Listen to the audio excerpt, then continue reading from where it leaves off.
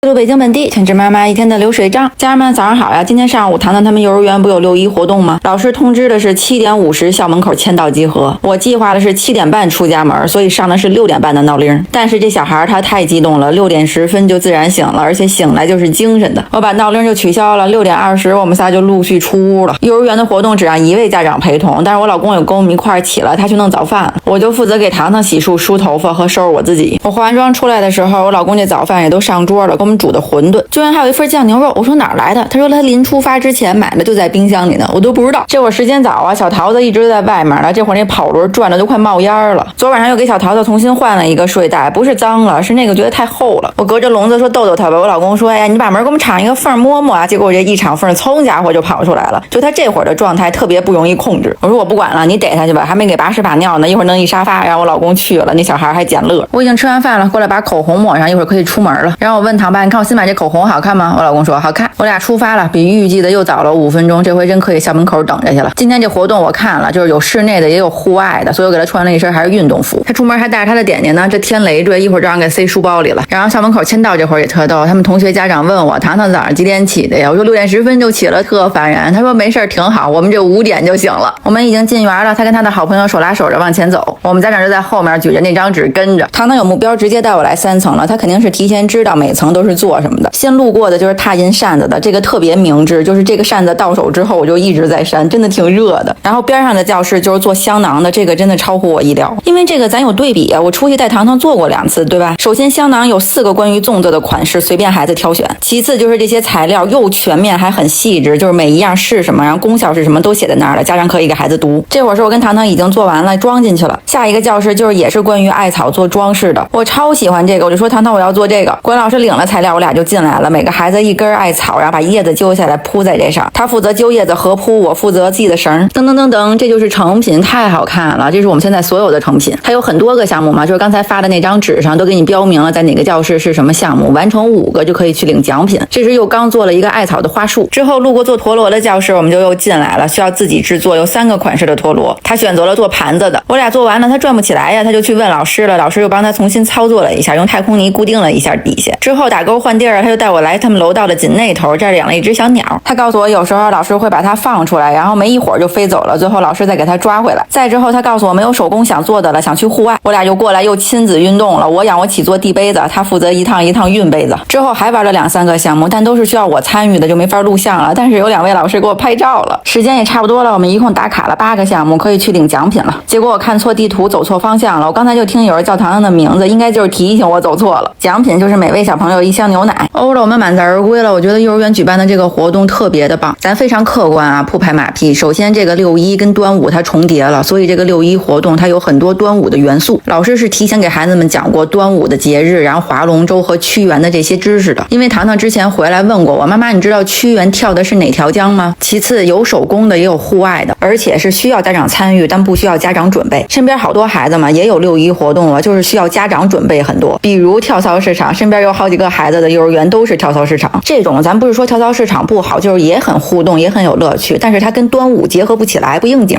行了，咱说回实况吧，我们已经到姥姥家了，就是他做的时候就已经明确告诉我了，这个艾草花束是送给姥姥的，香囊和我特喜欢的那个也得有一个是送给姥姥的。我说那我先挑，然后进家门，姥姥说我也给你准备了6·1礼物，什么描字本、口算题等等吧。我进家门也没闲着，糖糖归姥姥了，我有好几件事要办呢。首先给管事打电话，我昨儿联系他们就联系不上，今儿我直接联系那祝总办科的管事，人家跟我说生鲜要隔1天预定，我说我不走你们那工厂了，我就去你店里取，该多少钱你就从店里给我算，工厂的要比店里的便宜一点，但我来不及了，已经联系好了让他们去准备，我下午叫一跑腿去取。哦对，为什么得是跑腿呢？因为我爸今儿车还限行。再之后我又定了一下明天中午路上的包间，就一个张房的粥棚，以前我们去吃过，但明天我们10口人呢，又是节假日，还有我2姨他们老2口子，别让他们等着，我提前订一个包间。最后我就联系了一下冬天他妈，让他把保温箱给我搁楼道去，我自己去拿。我现在终于已经回来坐沙发上消停了，我感觉我今天一天可忙了。接下来到下午5点我都在家，我就换了一身衣服，然后我妈给我拿出来俩玩具，就是最近老太太自己买的，跟我说这叫什么了，我没记住名，说是他们小时候玩的，还教我怎么玩了一下。这个我感觉就是训练手眼协调的，这老太太真行啊，她一下能攥7、8个。然后又拿出来另外一个，就是挑着的，只要她不沾别的就可以给她攥手里了。我觉得这挺好，都是小细棍，可以给糖糖做口算的时候当道具用。我们的中午饭也到了，我爸刚才下单的紫光园订了2个菜和半份烤鸭。家，然后我爸又蒸了点米饭，家里冰箱里还有个芥蓝，我爸又给炒了一下，说要不就出去3天，回来就糟践了。吃完饭，我妈刷碗说不用我再看一下这爷俩吧。哦，姥爷手里转那扇子就是刚才糖糖涂色的那个，这树叶涂的跟大虾疙瘩似的。再之后就来卫生间漱个口，刚才我也吃了2张烤鸭饼，而且都是糖糖给我卷的，里面搁了好多葱。我这晚上还有活动呢，赶紧漱下口吧，别一会儿跟人说话一嘴大葱味。正好再交代一下我们今儿晚上什么活动，就是给小北弟弟过生日。他妈2礼拜之前就跟我们约好了，提前订的那世界之花的海底捞就在我们家对面啊。我这想着，要不晚上就带糖糖溜达过去，要不就是糖爸下班的时候过来先接上我们，然后再过去。这会儿是3点多了，姥姥带糖糖又去小区里组织的活动了。手工做一个小飞机，我就没跟着。40分钟之后了，我妈给我打电话，叫我下楼录一下我们做了这个飞机的飞行能力。这个小飞机的原理就是有一根皮筋儿，它需要摇那个螺旋桨，把这个皮筋儿吃上劲儿之后给扔出去，它那个螺旋桨就转了。如果想让皮筋儿吃上劲儿，最少得绕60圈。姥姥这会儿特意让糖糖跑对面，说给他扔过去，结果扔的这老偏了。差不多4点半我们也回来了，然后我订的管式跑腿也送到了，核对了一下数量没错，我爸就给他搁冷冻里了。明天早上起来再给他想着装在那个保温箱里面，搁后备箱。那个保温箱坚持这100天是没有问题的，估计到晚上也就化的差不多了。我亲爱的好姐妹糖豆他妈这会儿已经联系我了，说我过去接你吧。我说哇塞，太需要了，你到了给我打电话我就下楼，他知道我在姥姥家呢，这样就不用糖爸来接我们了，然后糖糖和糖豆还能先玩一会儿，我们就先过去，然后等小北他们到。为什么给糖糖戴上小金镯子了呢？就是我给那俩孩子都想着戴手绳呢，但是我没有给糖糖戴，他的端午手绳还在家里呢，所以为了他也有一个能戴的，姥姥就把他的金手镯给找出来了。看这些小戒指都是糖豆他妈编的，这些都是给孩子跳蚤市场备的货。